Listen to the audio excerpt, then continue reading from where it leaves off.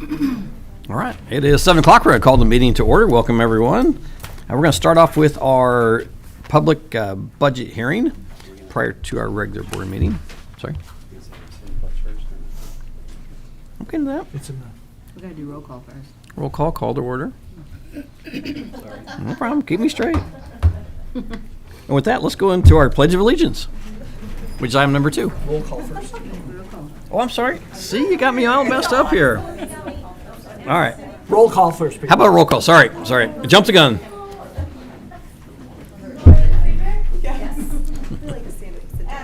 Here. Andrea Corey. Here. Kelly Moyer. Here. Greg Meyer. Here. Lisa Schumacher. Here. Tyson Search. Here. All here. Perfect. We have a quorum. Now we do the Pledge of Allegiance, please.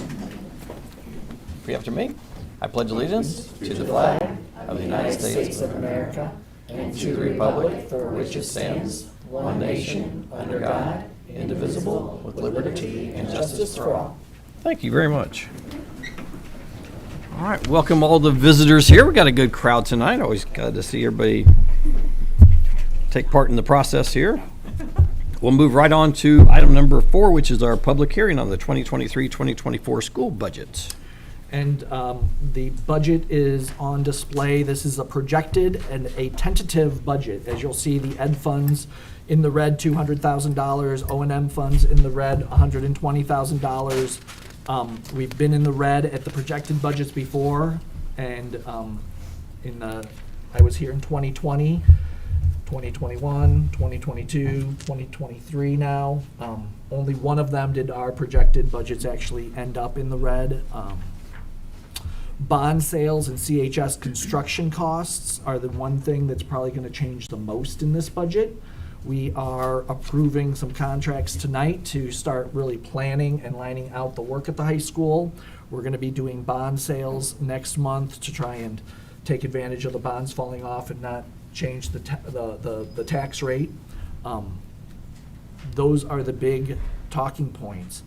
There is no need for a deficit reduction plan because although we have a deficit budget projected, our fund balances are such that we are still considered financially responsible, I guess is the right term. I'll turn it over to you for questions, comments, or... Perfect. Any questions from the board? Comments, concerns? All right, and I'll turn it over to the public. Any public comments or questions? These hearings are so easy, it's awesome. Perfect. All right, hearing no comments or questions, that will conclude our budget hearing for this year, and I'll entertain a motion to adjourn. I'll make the motion. Thank you, Tyson. Do I hear a second? I'll second. Lisa seconds. Roll call, please. Noreen Friedrich. Yes. Adam Hemken. Yes. Andrea Corey. Yes. Kelly Moyer. Yes. Greg Meyer. Yes. Lisa Schumacher. Yes. Tyson Search. All right, time is 7:03. We will end that meeting, and we will start immediately with our regular scheduled board meeting. So we'll call that one to order as well. And I know nobody probably left in the last 30 seconds, but roll call, please. Noreen Friedrich. Here. Adam Hemken. Here. Andrea Corey. Here. Kelly Moyer. Here. Greg Meyer. Here. Lisa Schumacher. Here. Tyson Search. Here. All right, we do have a quorum again. Again, welcome to all the visitors, and recognize everyone. Any public comments or correspondence for this meeting? All right. We will move right on to the consent agenda. Mr. Grody, if you'd be so kind. Yes, we have your finances. Of note, I want to remind you that last month we did not have the financial reports because our software transitions. I emailed those out between meetings, but you are now officially approving the July and the August financials. We've got 4 resignations. Our high school business teacher, our nurse at Parkview is not actually resigning, but she's putting in her letter of intent to retire in 4 years. John Warenberg, middle school boys track coach, and Gary Washinsky, did I say that correctly? Are also track are resigning. We've got Scott Hares as our bus driver, Kelly Graves as a bus monitor, and Christopher Graham as a bus driver. So it's always good to be hiring those bus drivers. Julie Pyatt's our business teacher. that we are hiring to replace Mr. Smith, who left us. Extracurricular assignments, we've got Amanda Bandy, co-sponsor from the middle school beta club, Wendy Stevens, high school assistant golf coach, Mark Sandstrom, co-sponsors of the high school Blue Crew. Jenny Steckler will be doing Blue Crew while Mr. Sandstrom is the basketball coach, so that we won't have that overlapped. We've got class advancements for our drivers, those two individuals, and vacancies. We're going to be needing to replace our track coaches. And we are always looking for bus drivers. So if you know anybody that wants to drive, we would be happy to have them. All that said, administration recommends the consent agenda be approved as presented. Any questions on the consent agenda? Comments, concerns? With that, I'd entertain to a motion to approve the consent agenda as presented. I'll make a motion. Thank you. Do I hear a second? I'll second. Roll call, please. Yes. Adam Hemken. Yes. Andrea Corey. Yes. Kelly Moyer. Yes. Greg Meyer. Yes. Lisa Schumacher. Yes. Tyson Search. Yes. Perfect, that carries. Move right on to our communications and reports. I think we have somebody from, Schwarb and Schmerschel. thank you. Mr. Schmerschel? I'm going to pass these out. I did a quick head count. There's 12 around the table. I have 11. So can you just pass them around? My role as auditor does not include reporting on the weather, but I will tell you that the reason I'm wet is because when you park down there and it starts to rain like mad, you show up to the meeting wet. So, you have before you an audit of the financial statements of Columbia Community Unit School number 4 for the year ended June 30, 2023. Now, this is, as it is every year, a draft financial statement subject to, what's wrong? We don't really need the audit, but thank you. You're passing We don't need it. Thank you. It's good. I'm just not riveting. No, you'll have our attention. No, that's fine, that's fine. So, the audit before you is a draft subject to your approval. This year is a little different only because we are still honing what will be an internal control comment that will be included as a part of the audit. It's not unusual to have that, but it's still being tweaked a bit.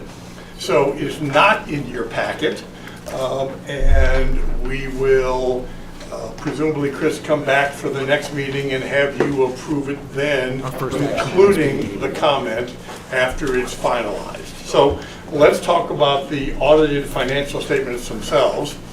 Included in the packet is a clean opinion. We did the audit in accordance with generally accepted auditing standards and governmental audit standards. We tested the assets, liabilities, revenues, and expenses of the organization, including federal monies, without incident. We had the complete cooperation of management and staff. There were no disagreements over access to accounting information, no disputes over accounting issues, no disagreements over financial statement presentation. And so our audit opinion, once it is before you for approval, will be independent and appropriate. If we turn to page 4, and you don't have to, but real quickly, on page 4 you will see cash and investments of $22,383,000. That is roughly the same amount that was there last year. Now I will tell you, and we'll talk about this when we look at the revenues and expenses, you all have done an outstanding job of investing your funds in higher earning instruments this year, this past fiscal year. As a consequence, you will see when we get to it that you have significantly more investment income than you had last year or in other prior years. So kudos for responding to the interest rate environment and maximizing the assets that you have. You use a pooled cash method for doing that, and so you were able to pull the cash from the various funds together and maximize your investments. You had significant fixed asset addition activity this year. You can see listed your land, building, and so forth. More than typical, you had almost $1.4 million in significant additions this year, which started with over $1 million in roof additions, just a little more than $1 million in the roof. You purchased a bus for another $115,000 roughly. You did bathroom renovations for some $60,000. You did a land bridge of another $30,000 to $35,000. Those are the significant capital additions that you had, equaling, as I mentioned, almost $1.4 million, which is significantly more than in prior years. And you did so, by the way, without incurring additional bond indebtedness, which means that you took it out of the cash flow of the operations. It's also why, and we'll get to it again in a second, you'll see the bottom line this year is significantly less than perhaps it would have otherwise been. Quickly, your debt position at the end of the year was just short of $5.5 million. You made all of your bond payments on time. Those bond payments in total represented principal payments of some $3,350,000 and another $140,000 in interest expense. So that was also a significant expenditure during the year that was budgeted for and all paid on time. Your bond situation is such that you're going to see the bonds paid off in total, absent additional indebtedness, in the next 2 years.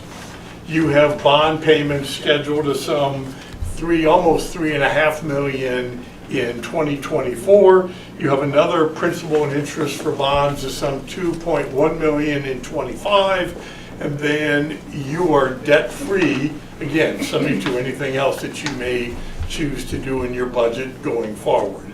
So you're in a very enviable position in that regard. And that is a summary of your assets and liabilities, certainly on a cash basis. On the income and expense basis, which is page 6 if you are 5 if you are following along, this year's bottom line, and of course you're not a for-profit entity, but nevertheless, this year's bottom line was some $340,000, $350,000 to the good. That contrasts last year's $2.8 million to the good, and some of the big picture reasons for that is a significant decrease in federal funds this year, some $700,000-800,000 decrease in federal monies, which is representative of the COVID environment we just came out of. We also had a decrease in your personal property tax collections, significant again as a result of, among other things, the whole COVID environment. And then, as we said, you had significant capital additions as well as salary raises and other items. So net, you were positive effectively on total revenues of $32 million. When you bring $350,000 to the bottom line, that's effectively break even on a big picture basis. I do want to call out, and then I will take questions and wrap up. I know you have a full agenda.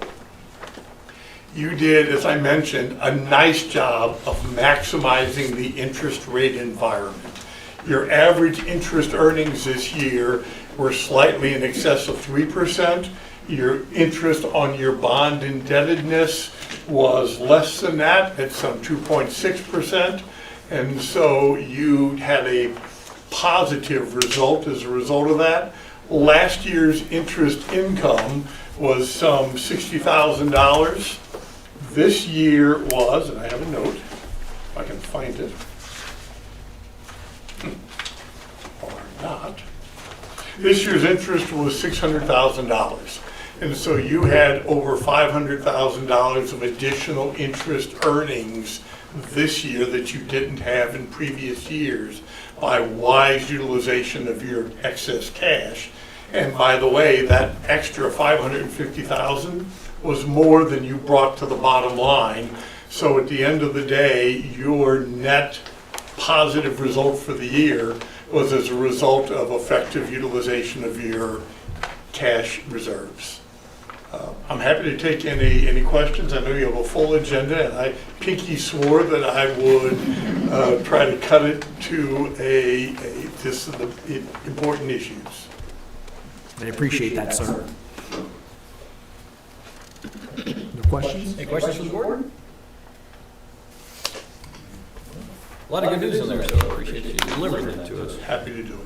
Thank you, sir. All right, so I will let you go. Take my Thank you. box and leave.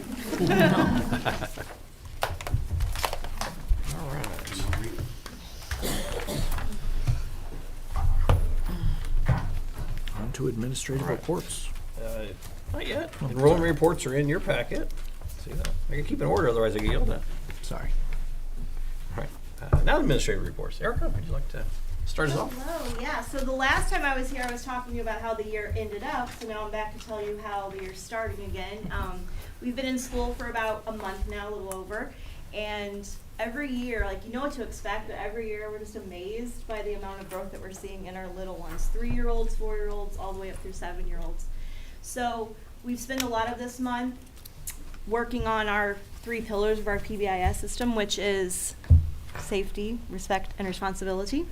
And so we've been really learning a lot of routines, how to be at school, how to move through the school safely, how to be a student, how to be in a room with lots of other individuals, as many of our children are so young, are coming from having only been with families or in in-home daycares. And it's just really great to see how everyone's doing. Mrs. Freeze is going to speak to some more specifics, but I wanted to share a few photos with you as well.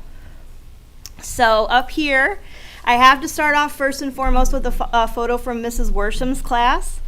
We are celebrating her this year. This is her final year teaching as she retires. And so she recently, earlier this week, did one of her most favorite activities, which is quill writing.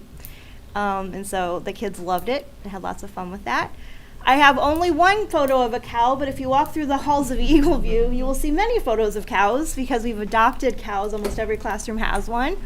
Some are named Glitter, Moon. One had like a really basic name like George or something. I can't remember off the top of my head. So that's kind of fun going on. And then we will track the growth of that cow or those cows over time. I had to put the third picture on. This is Jeremy Thompson. Sorry. He is one of our IT coordinators, but we love him at Eagle View.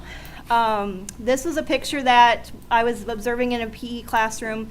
He came in to speak with me, and he's a pretty tall guy, and he got down on my level, so because he didn't want to seem towering over the children, and this little guy ran up to him. He didn't know him, he just ran up to him, and he needed a hug. So Mr. Jeremy hugged him while we spoke.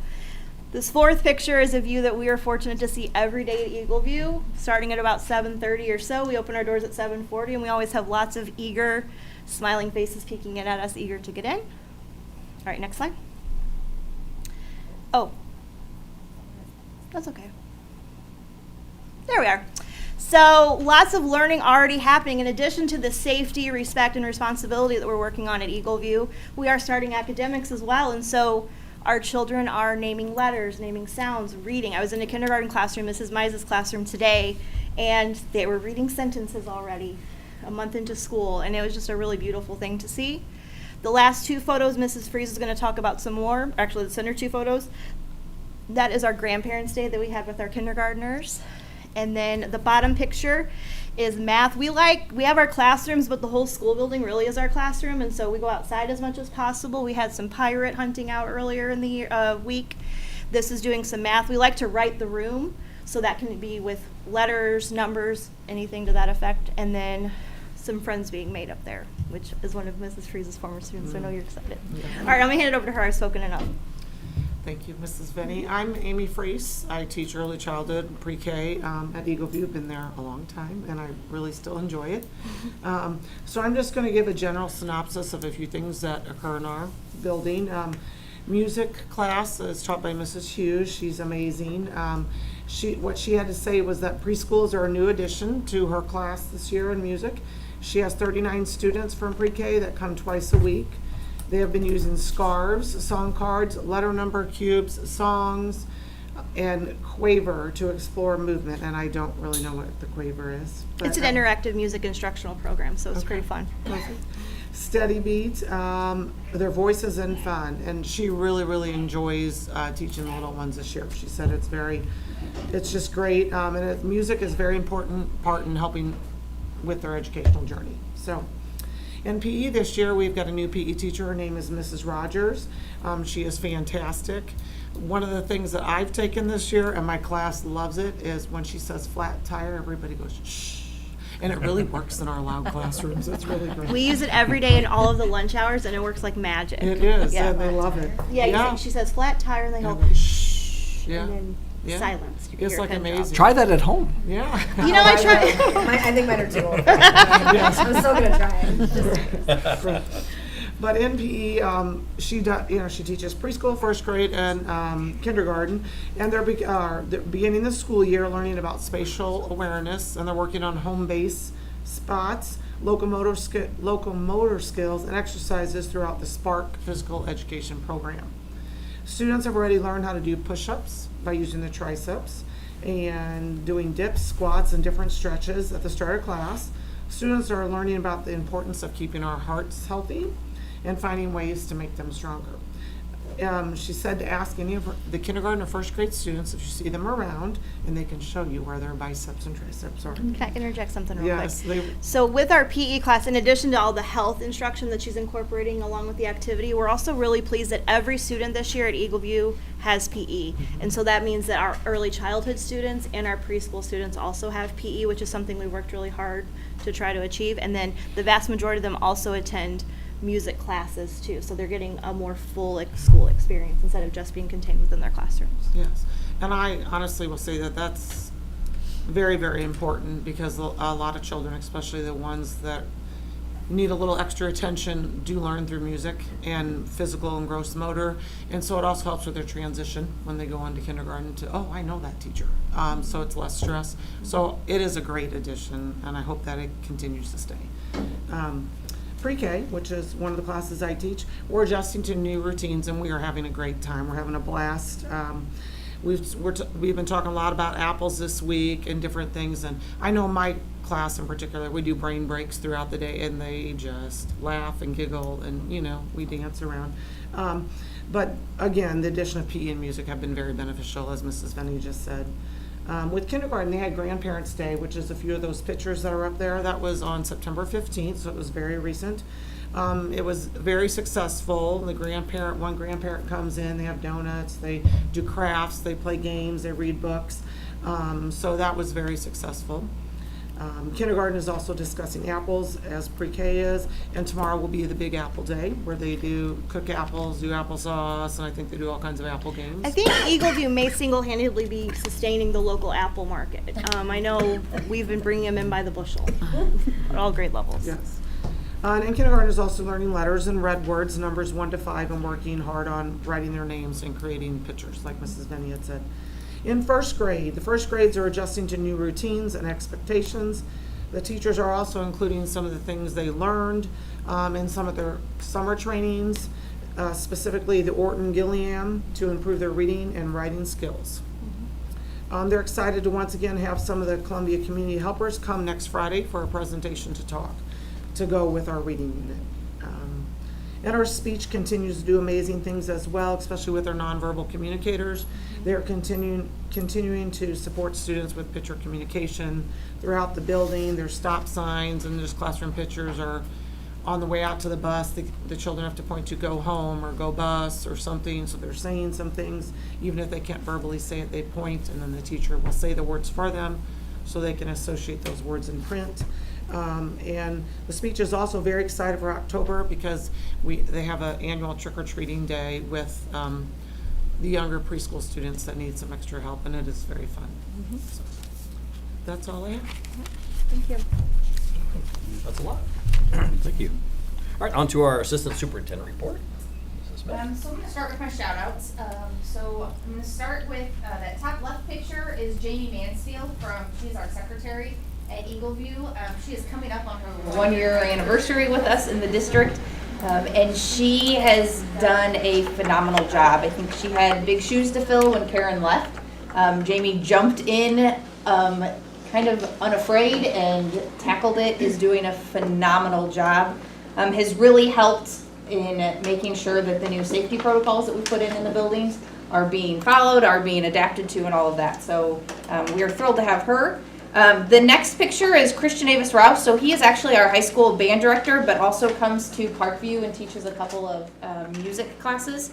He realized in his schedule, just because of with that multi-building, he had a little bit of extra time and actually went and sought out one of our classrooms to provide them a little bit extra of music. As Erica was saying, we try to incorporate all of our classes, but he realized that one of our self-contained special ed classes, when they go to music, weren't really getting enough time to play with the instruments because they're in there with a whole class from another room. So he actually went, found that teacher and said, I've got some extra time in my schedule, why don't you bring your kids down so we can do a little bit more music and activities, and it's just them. So we're excited about that. The next picture is Cindy Schlittling. So she is our tech teacher at the middle school. And she has done great jobs in bringing in a lot of really cool things into our our tech classes. But what I am most thankful for of her right now is obviously we're on our second middle school business and tech teacher already this year. And Cindy from the very beginning really went above and beyond of helping out these teachers to acclimate to not only the district, but helping plan the curriculum, helping with all the materials, telling them we teach the same subjects here, so I've got you covered as far as lesson plans and that here. Spend your time focused on those singleton classes that you teach at the high school, and I will step in and hold your hand. So I think that transition would not have been as well either time that we've been through it this year if it wasn't for her.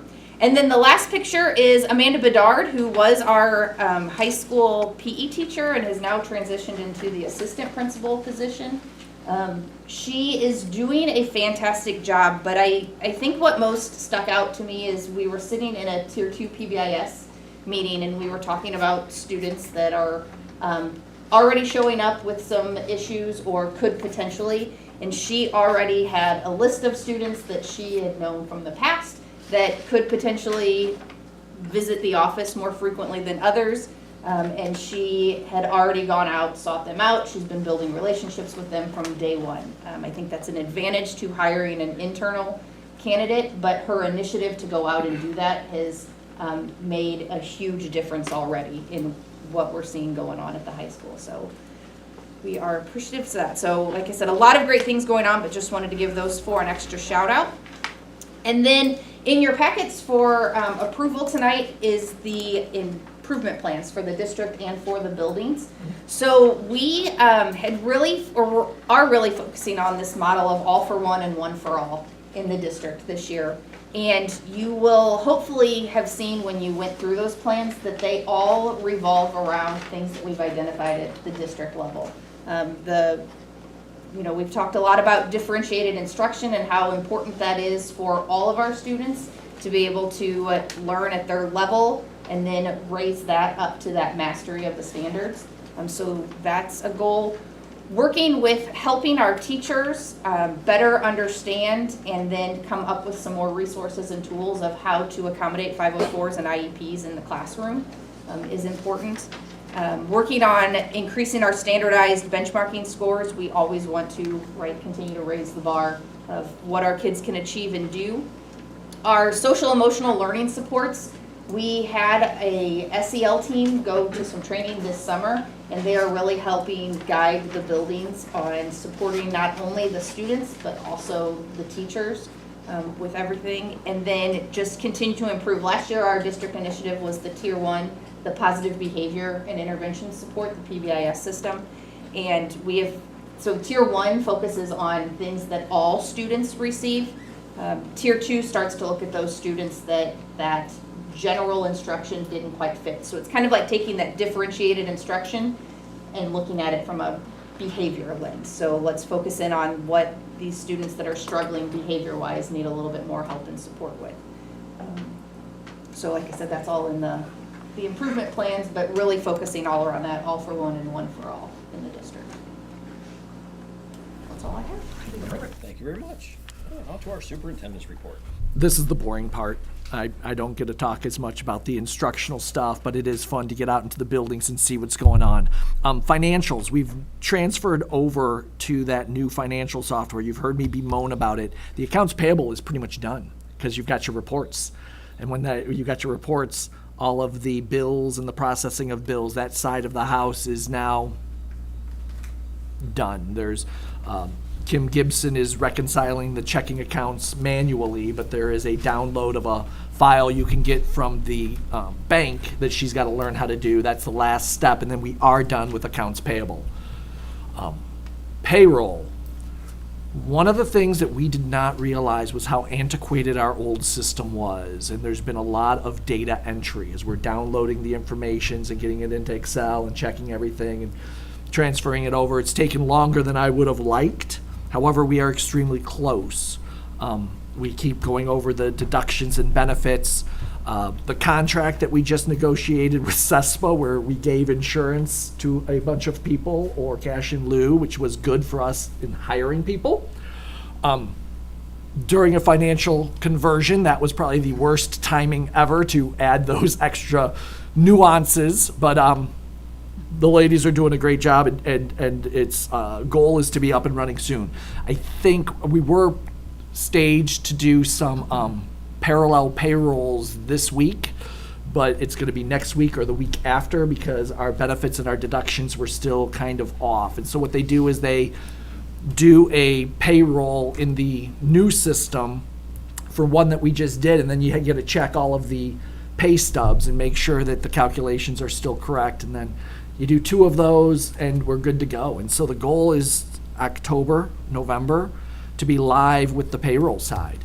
That will allow us to start going to paperless leaves, paperless time cards, and that's really going to be a welcome relief. So that's the financial projects. I will say that, we spoke about the treasurer and doing the investments. That's Brad Gocher. He came on as our treasurer a couple of years ago, and he really does a lot of work with all of the local banks to make sure that our CDs are timed just right so we can make the bond payments and still maximize that interest. So I want to thank him for that. I also want to say that we've got projects that we're looking at as far as the high school construction and the parking lots and things of that nature. I've got a meeting scheduled for October 2nd, pending. We'll cancel it if we don't hire everybody that we're planning on hiring tonight. But I wanted to get it on the books because we can take advantage of arbitrage. And so Stiefel, the bond counsel, is going to come in and talk with our construction managers and our architects and really get a good understanding of how it's going so that we're not bonding too much. We can then take that interest that we're making because you can earn more money than you are actually paying on the bonds that you're selling. And that's called arbitrage, and we're going to take advantage of that. So, a lot of details, but it's good stuff. Our parking project seems to be going well with the city. We've got Jen Carlson from FGM here. She's going to talk a little bit about that if we have any questions. But the relationship with the city is a great thing too. We talk about all for one, one for all. When the taxing bodies can work together, it really is great for the community and for the taxpayers, and that's really our goal. It's to provide the best benefit, and the education's taken care of, but we want to take care of the financial side as well. So that's my superintendent's report. Very nice, thank you. All right, we'll move on to our items for action. The first one is the approval of the 2023 annual financial report as presented. However, we just got this today, so we're going to table this so everybody has a chance to read it. So we're not Congress, we're going to read stuff before we pass it. So We're also going to add some pages to it, but exactly. So anyway, this is going to be tabled until we can digest it. So 66 pages, a little bit too much to go over in half an hour while we're listening to everything else. So we're going to table that matter. So next one is the approval of our 2023 to 2024 school budget. Yeah, I think everybody learned a lot from the grilling I got during the public hearing with all of those questions and answers. This is Speak Now or Forever Hold Your Peace. Administration recommends that we approve the budget as presented. If you have any questions, let me know. Questions, comments, concerns?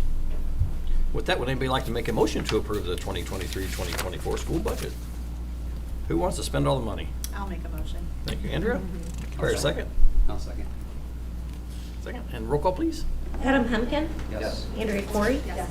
Kelly Moyer. Craig Meyer. Yes. Lisa Schumacher. Yes. Tyson Search. Yes. Noreen Friedrich. Unanimous. Our next item is the approval of the administrator and teacher salary and benefit reports. And this is one of those yearly action items. As soon as you approve it, we will get it posted on the website. Administration recommends the board approve the report as presented, now that we've got the budget approved to actually afford it. All right, questions, comments, concerns? Would anybody like to make a motion to approve the administrator and teacher salary and benefits reports? I'll make the motion. Thank you, Lisa. Here, second. I'll second. Tyson seconds. Roll call, please. Andrea Corey. Yes. Kelly Moyer. Craig Meyer. Yes. Lisa Schumacher. Yes. Tyson Search. Yes. Noreen Friedrich. Adam Hemken. Unanimous. Next item is to appoint our IASB delegate. So it's always fun to volunteer somebody. Illinois Association of School Boards has a joint conference with the Illinois Association of School Administrators and the Illinois Association of School Business Officials. That's the conference that's held in Chicago. At that conference, we have the yearly task of sending one of our representatives, typically our secretary, Mr. Search, to vote on our behalf, and all the voting topics are discussed the month before. Administration would recommend that you continue to do the secretary, because that's what we've always done, and Mr. Search is going to the conference, so I believe he's available. I'm available. I recommend we give it to Tyson. Make you volunteer. Is that your motion? Sure. I'll second. All right. All in favor? Aye. Perfect. Thank you. Appreciate it. Yeah, you're welcome. All right, next idea is the approval of our school improvement plan for 2023-2024 school year. I will turn that over to Ms. Smith. Just kind of like I said in the report, we really tried this year to not only make sure that the building's goals were tied to the district goals, but also really implement how we were gonna measure those and what steps we were gonna do to achieve them, rather than just saying, here's a goal that we have. So really trying to hold ourselves at the administrative level, and then how we can best implement that in the buildings to reach those goals. Questions? Comments? Would anybody like to make a motion to approve the school improvement plan for this year? Make the motion. Thank you, Tyson. Do I hear a second? I'll second. Take it. I'll second. All right, Adam seconds. All in favor? Aye. Any opposed? Any abstentions? Passes. All right, next item is the approval of a projected authorization for the CHS/city parking lot. This is the getting into the facilities aspect of the evening's agenda, and I want to thank Mr.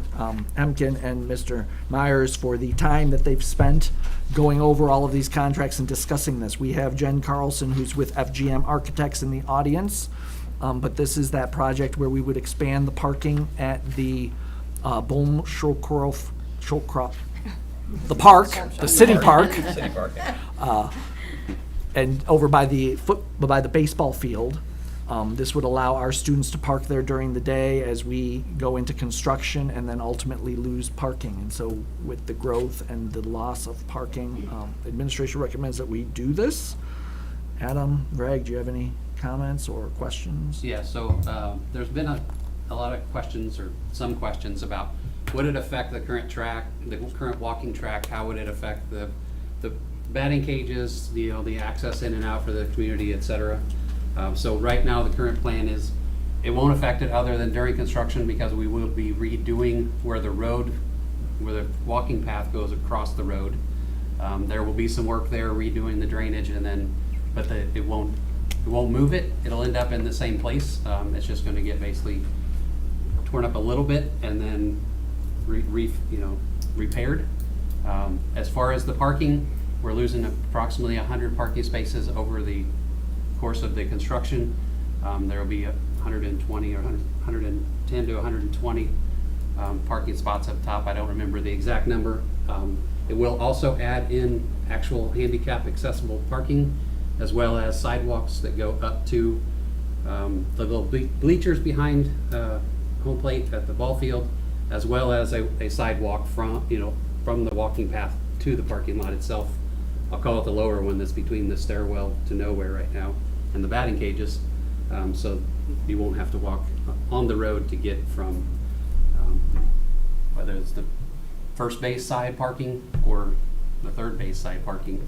There you will be able to access that through a sidewalk, and then there will be a handrail put up on the stairs, as well as some lights will go. So we're not going to tear out the stairwell that's there, but we're going to put up some handrails so we improve our safety issues, as well as some lights to meet code. We're working with Ameren to get, they're going to take care of the lighting, if you will, as far as helping install that.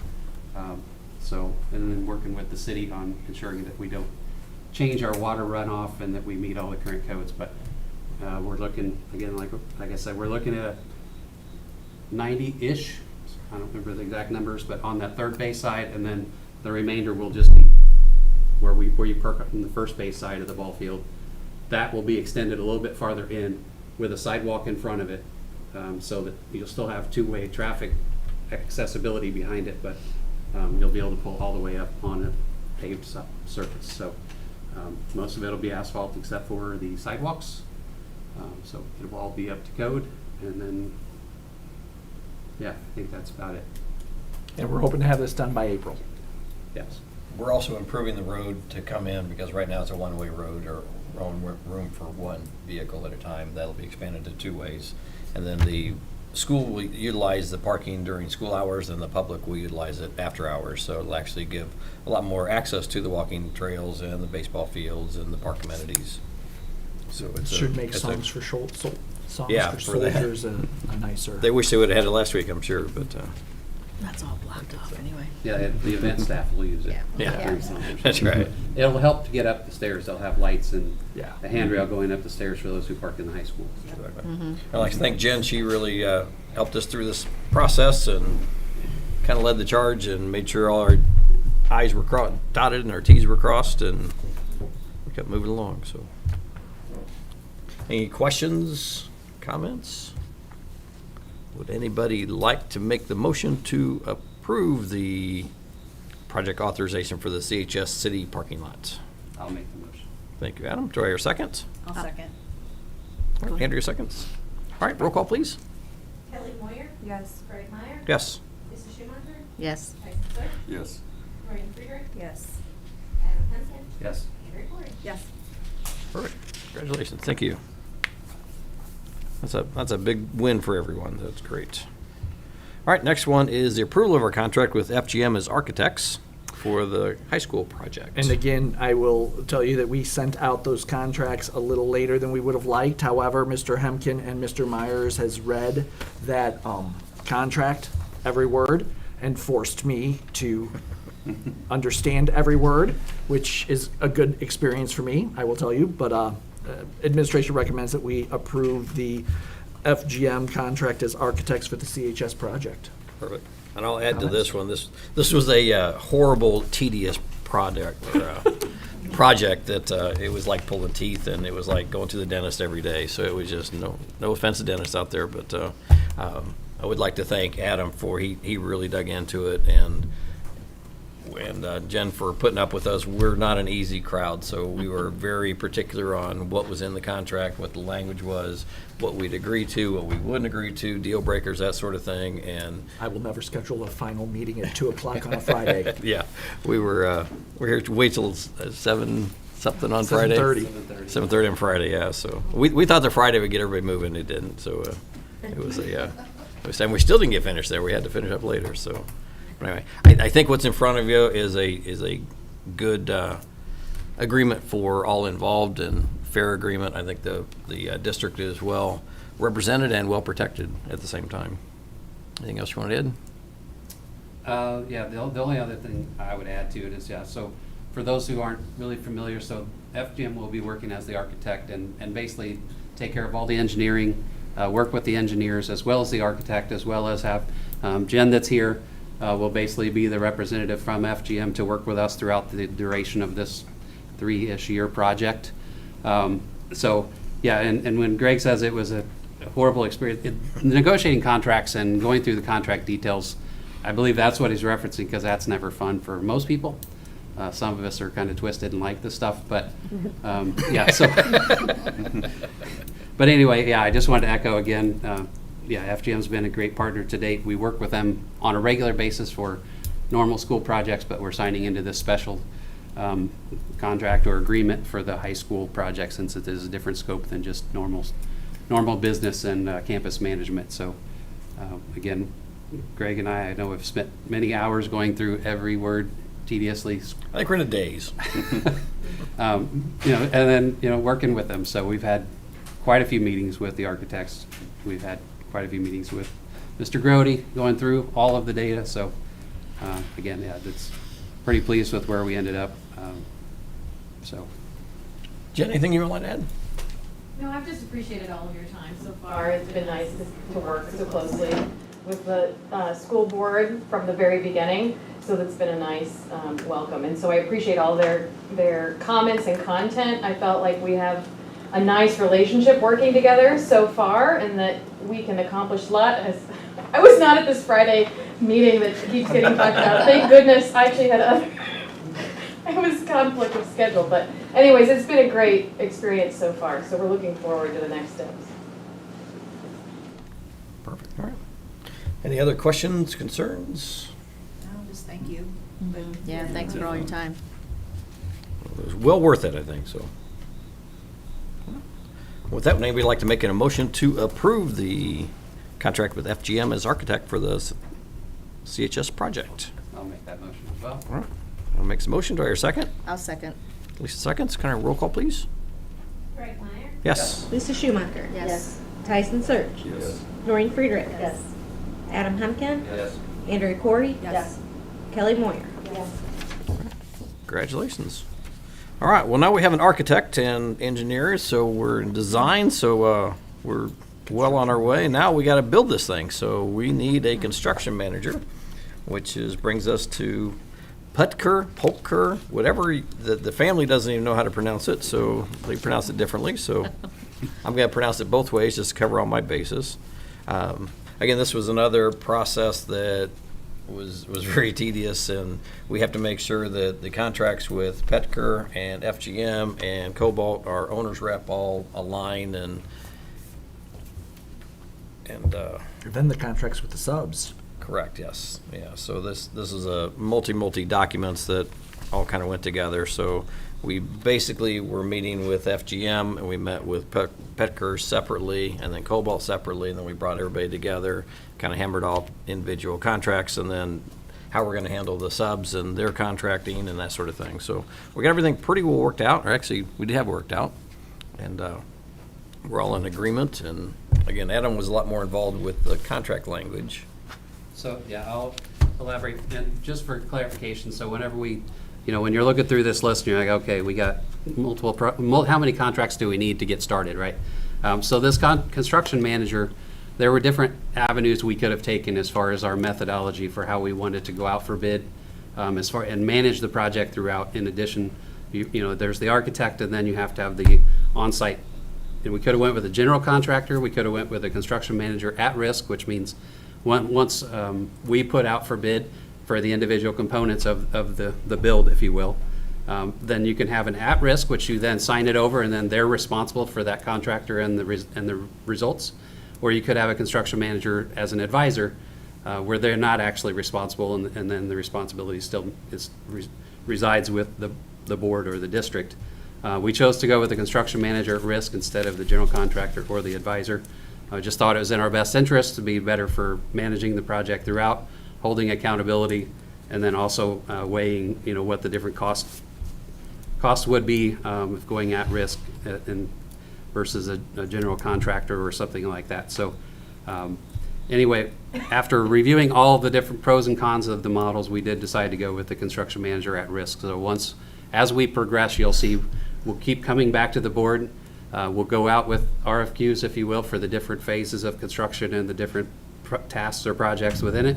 And then once those are awarded, we will immediately assign those over to the construction manager at risk. And this would be Petker's who we chose. There were multiple construction management companies or that were interested. They're the ones that, you know, made the final after going through and reviewing the proposals as well as the costs.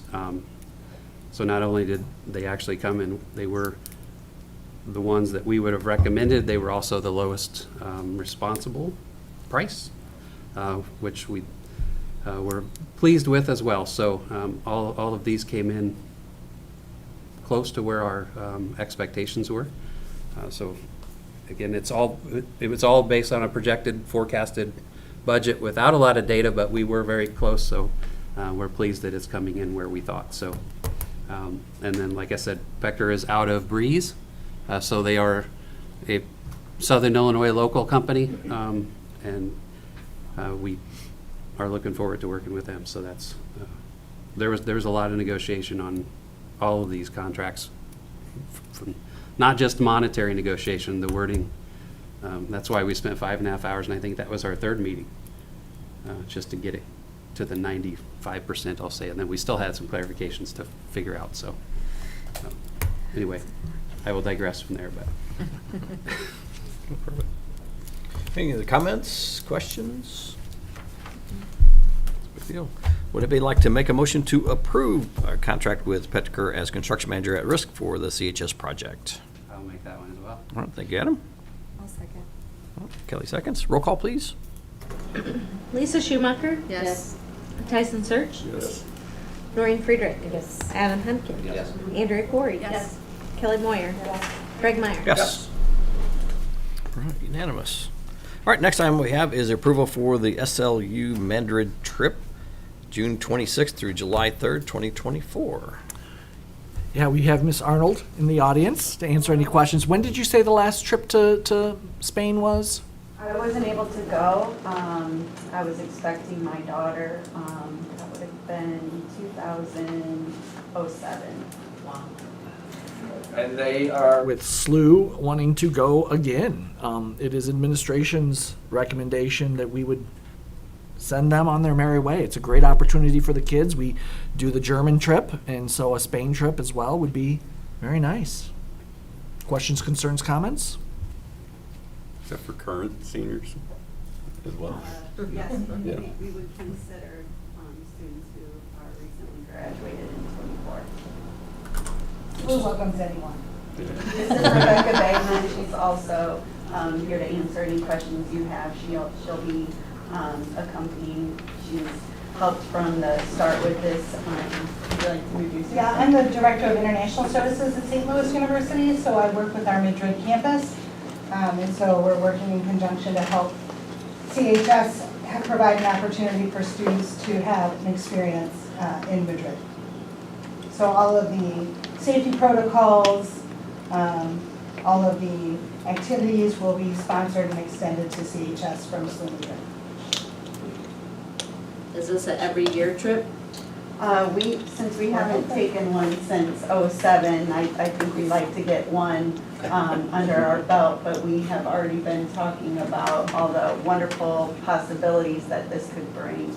Perhaps even some type of credit for the students, because both the German and the Spanish students currently earn SLU 1818 dual credit through St. Louis University. So we're just thinking maybe we could start even more studying with that.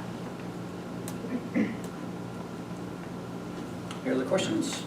So I saw in the packet that there's different room types. There's a room that's occupancy of 3. There were some that were room occupancy 2. Is there like a set boarding house or a hostel or a hotel, or what's the lodging? Because I was like, okay, where did the 3 come in? That's an unusual number for a hotel.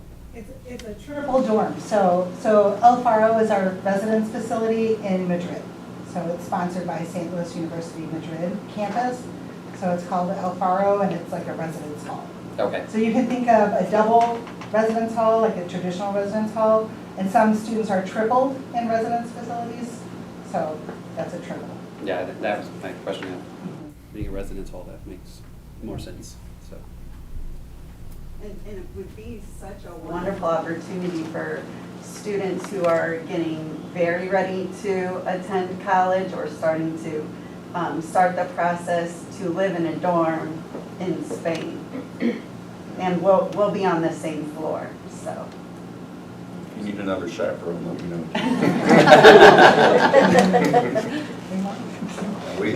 We appreciate you being included with this. I think it's a great thing for this district. Any other questions? Would anybody like to make a motion to approve the SLU Mandarin trip June 26th through July 3rd, 2024? I'll make the motion. I'll second. Lisa, second. All right. Roll call, please. Tyson Search, Yes. Noreen Friedrich. Yes. Adam Hemken, Yes. Andrea Corey, Yes. Kelly Moyer, Yes. Greg Meyer. Yes. Lisa Schumacher. Yes. All right. Our last item for action in our regular session here is permission to sell commercial grade cafeteria equipment with GovDeals. I provided you a list, and I failed to bring it with me, so I don't remember exactly what the equipment was. I know there's a kettle, I know there's some warmers, I know there's a top ice chest. Laura Glowacki this summer went through all of the kitchens and found items that we don't use, we don't plan to use, like the fryer. We're not really allowed to fry food anymore. It's just too unhealthy. Anyway, we have this equipment. I would like to sell it. GovDeals is how we sold the buses the last time, and that seemed to work out really well. I will take pictures. We've got the owner's manuals for every one of these items. And so the owner's manuals and pictures will go to GovDeals. They'll build a little page, and then it'll be an open auction. But we'd like to get rid of them. You want me to read the items? How close? I know there's cash registers on it. Yeah, so there's a Frymaster electric fryer, 2 Casio electronic cash registers, an industrial rack with 9 shelves, a chest freezer, an Altair steamer, a kettle, and 2 heated banquet and transport carts. And I believe the kettle is 5 gallons.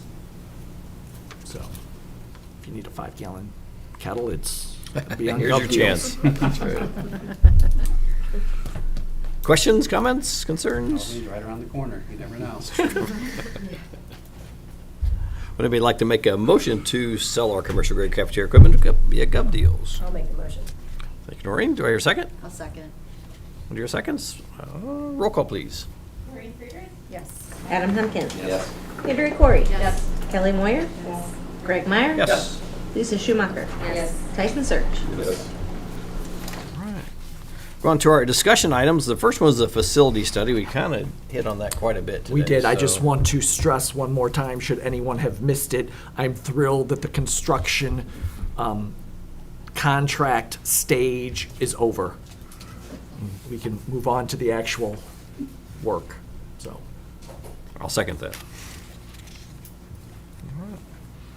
Individual board member comments? Anybody have anything? No? All right. President's prerogative. Again, you guys have heard me talk way too much tonight, so we'll spare you that. We do have an executive session this evening, and we're going to go into executive session for the purposes of appointment, employment, compensation, discipline, performance, or dismissal of a specific employee of the public body or legal counsel for the public body, including hearing testimony on a complaint lodged against an employee of the public body or against legal counsel for the public body to determine its validity pursuant to 5 ILCS 120/2C1. We're also going to discuss student disciplinary cases pursuant to 5 ILCS 120/2C9, and also possibility of placement of an individual students in a special education program or other matters relating to individual students pursuant to 5 ILCS 120/2C10, or meetings between internal and external auditors and governmental audit committees, finance committees, and their equivalents when the discussion involves internal control weaknesses, identification of potential fraud risk areas, known or suspected frauds, and fraud interviews conducted in accordance with the general accepting audit standards of the United States of America, 5 ILCS 120/2C29. And lastly, possible litigation when the action against affecting or on behalf of a particular public body has been filed and or is pending before a court or administrative tribunal, or when public body finds that an action is probable or intimate, in which case the basis for the findings shall be recorded and entered into the minutes of the closed meeting, 5 ILCS 120/2C11. Would anybody like to make a motion to enter into executive session? What'd I do? I'll make a motion. Thank you, Sam. I'll second. All right, second. Roll call, please. Adam Hempkin. Yes. Andrea Corey. Yes. Kelly Moyer. Yes. Craig Meyer. Yes. Lisa Schumacher. Yes. Tyson Search. Yes. Noreen Friedrich. Yes. We're going to enter an executive session at 8 p.m. here. There are a couple of action items possibly resulting from our executive session this evening, so you're all welcome to come back and see how that turns out.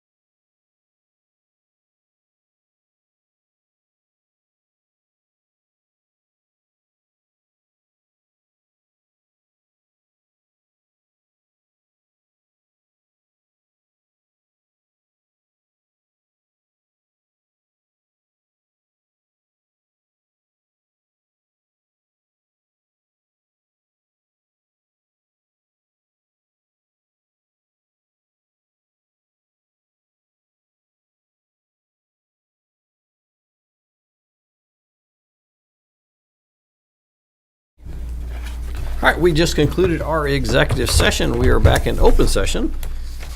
We do have a couple items for action as a result of our executive session. And I believe we have a motion on the table. Mr. Hempkin? Yeah, so I would like to make a motion that the board authorize negotiations of a settlement with Mid-State Tractor regarding the procurement of equipment in an amount up to $25,500. I have a motion on the table. Do you have a second? I'll second. Kelly seconds. A roll call, please. Adam Hemken, Yes. Andrea Corey, Yes. Kelly Moyer, Yes. Greg Meyer, Yes. Lisa Schumacher, No. Tyson Search, yes. Noreen Friedrich, Yes. All right, duly noted. Motion passes. I think we have one other motion.